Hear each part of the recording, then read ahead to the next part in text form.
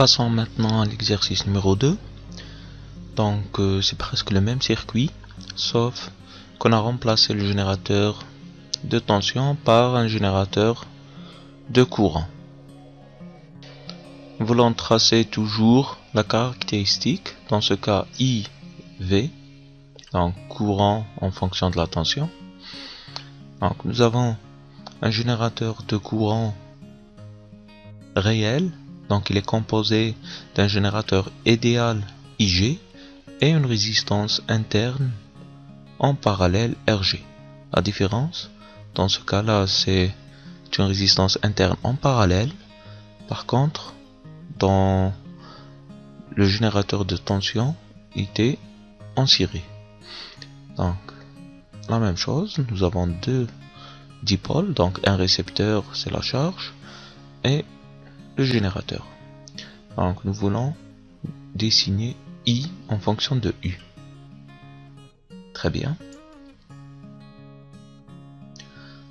On peut bien voir le générateur, qu'il y a le courant qui sort de la source idéale, qui est IG, et une partie de ce courant passe par la résistance interne. On appelle ce courant-là le courant de fuite, donc IF. Donc le courant sortant du dipôle, c'est I, est égal à IG moins IF. En utilisant la loi d'Ohm, donc U est égal à RG fois IF, nous pouvons donc écrire la caractéristique de la forme I est égal à IG moins RG fois IF, donc on écrit U sur RG.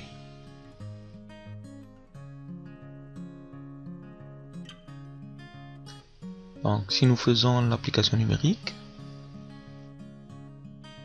IG est égal à 10 milliampères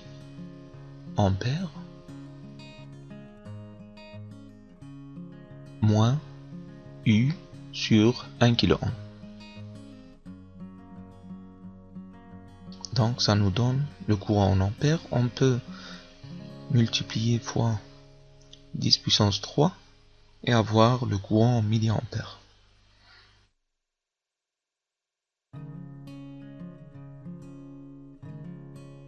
Très bien, donc nous pouvons dessiner cette caractéristique. Donc I en fonction de U, I en fonction de U,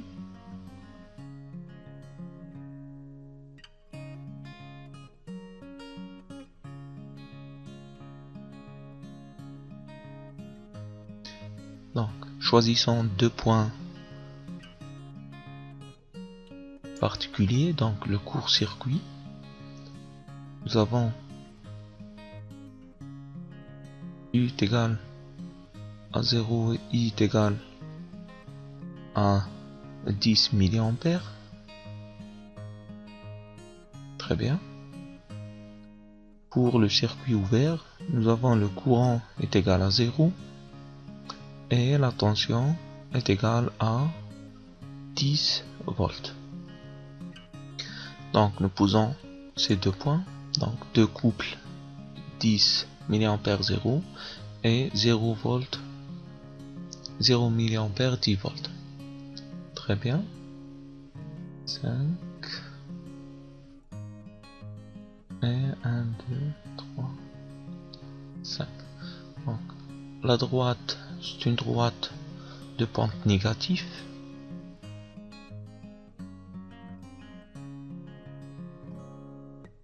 Qui passe par ces deux points. Donc c'est l'équation du générateur.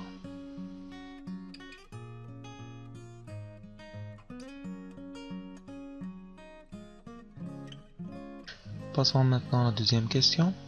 Donc c'est la même chose. La loi d'Ohm, nous avons U est égal à RU fois I. Donc I est égal à U sur RU. Donc pour RU est égal à 1 kΩ est égal à RG. Donc nous avons I est égal à U. C'est la première bissectrice.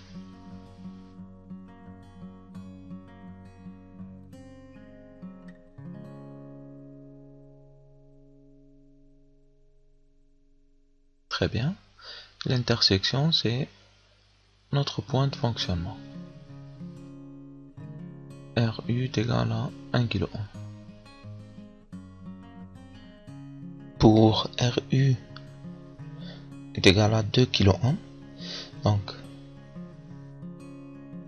en continuant, RU est égal à 5 kΩ. Tout ça, c'est des charges. Donc, RU est égal à 0,5 kΩ et RU est égal à 0,2 kΩ. Donc, nous interchangeons 5 charges ou bien 5 résistances de charge. Donc, pour le 2 kΩ, donc c'est I est égal à U sur 2. Donc, pour 1, c'est 2 milli. Très bien.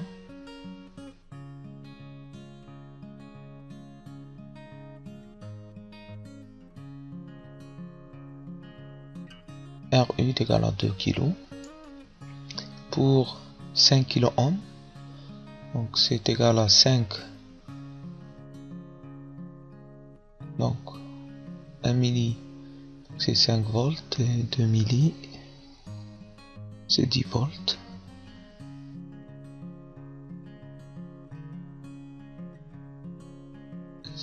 Kilo ohm.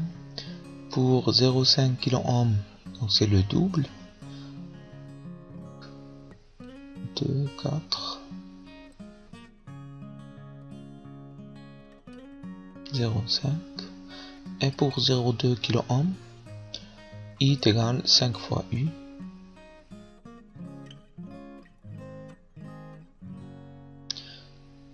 Très bien, donc nous avons les 5 points d'intersection qui sont les points de fonctionnement qui nous donnent les couples courant tension pour le circuit.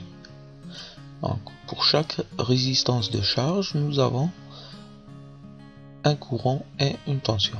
C'est 5. Donc pour le premier, donc graphiquement, nous pouvons le voir simplement. Pour 2 kilo ohm, donc on peut pas bien distinguer, mais c'est quelque chose, c'est 6, et c'est 3, quelque chose milliampères en courant. Donc on peut les calculer en utilisant un petit système d'équations. Donc nous avons la droite du générateur, 10-U, et le récepteur U sur 2. Donc nous pouvons avoir le U donc égal 20 sur 3.